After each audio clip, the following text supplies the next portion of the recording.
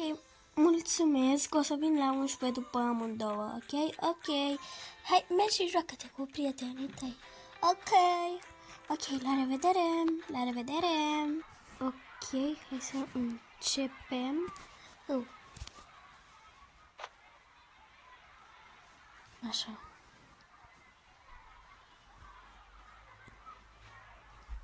Ok, hai să începem. Dăm puțin, nu, cu spate.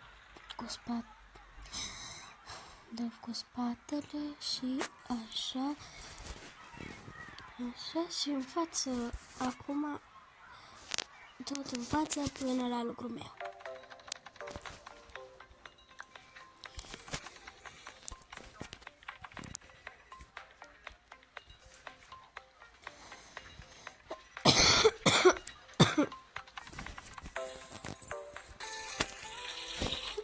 Man, wow!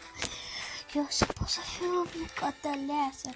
O să fac sarmale, yay! Adriana, au venit după tine. A venit mami, yay! A venit mami. Bună ziua! Vă pot să iau acum cu 10 minute înainte? Da, desigur, nu e nicio problemă. Vă grăbiți undeva?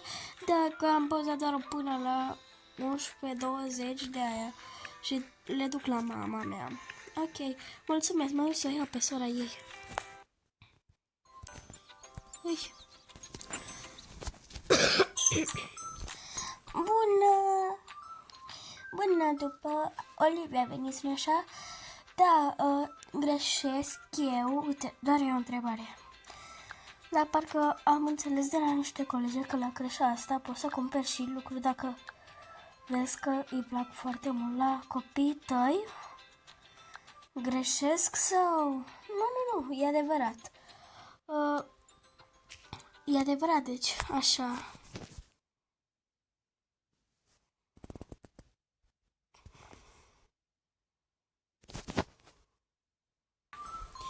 E adevărat. E adevărat, deci.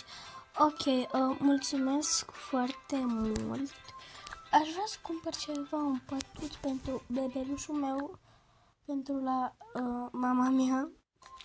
Când mergem acasă la ea și dormim la ea, n-are pătuț. Și da. Aveți ceva care mă poate ajuta? Da, avem acest lucru, dacă vă interesează. Da, mă interesează. Poate să se joace puțin copila mea când noi vorbim despre lucruri care nu vreau să știe, despre lucruri de copii mari, tu poți să mă întrebi de o grămadă ce sunt. Da, desigur.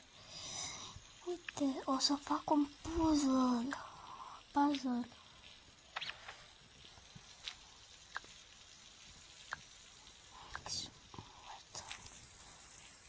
Uite, hai să fac puzzle-ul ăsta.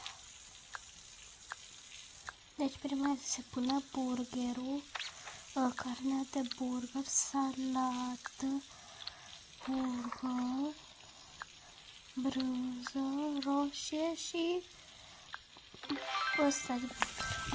Deci da, o să iau acel lucru în care e copilașa mea, ăla de mers. Nu aveți unul mov, oare? Da, avem unul. Și avem mai multe lucruri, dacă vă interesează. Nu, atâta vreau. Vreau doar unul de mers mov și aceste lucruri, doar le vreau. Aceste 3. Cât m-ar costa? Uitați, sunt gratuite. Doar primele lucruri care le luați sunt gratuite. Primele 5 lucruri. Mai aveți 2 lucruri gratuite și după va trebui să le plătiți. Ok? Ok, să sun pe tatăl meu să mă ajute puțin. Și oricum el o să-mi ducă fetele acasă, deci... deci nu contează.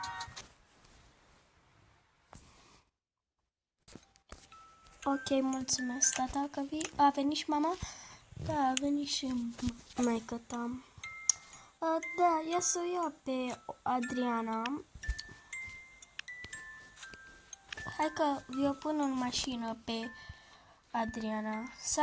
Sau Nu, lasă că a venit și cel Fray Tom, că știi că el încă trăiește cu noi. Nu știu de ce. Dar, bine, nu a venit Fraită, a venit cumnata lui Fraită să ne vizite. Ne vizitează, știm? Sau lasă că ne descurcăm noi. Dar fratele tău a venit să ne viziteze, să știi. Așa că să vii și tu pe la noi, că... Da...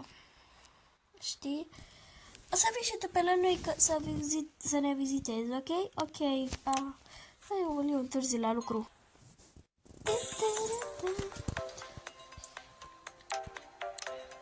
Bună. Astăzi că la 11:30 nu mai trebuia să stăm, scuzați-mă. Eu mă duc la alt job. Hai, doamne, am uitat că acum sunt la doctor.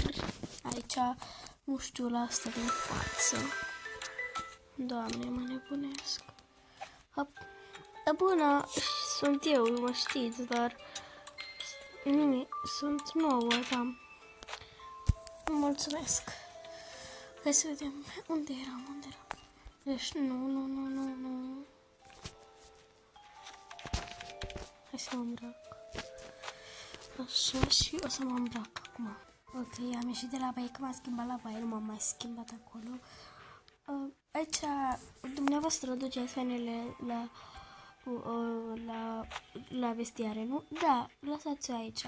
Mulțumesc foarte mult. Acum, haideți. Letter 3. Ok.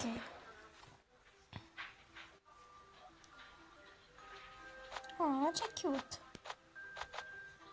Să le iau pentru copilele mele. Ok, bună ziua.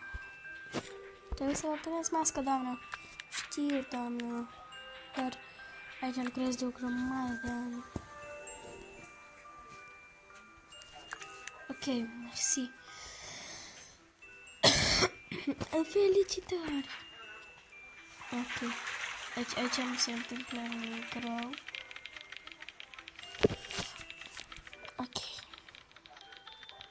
Stai că trebuie să merg la operații din jos.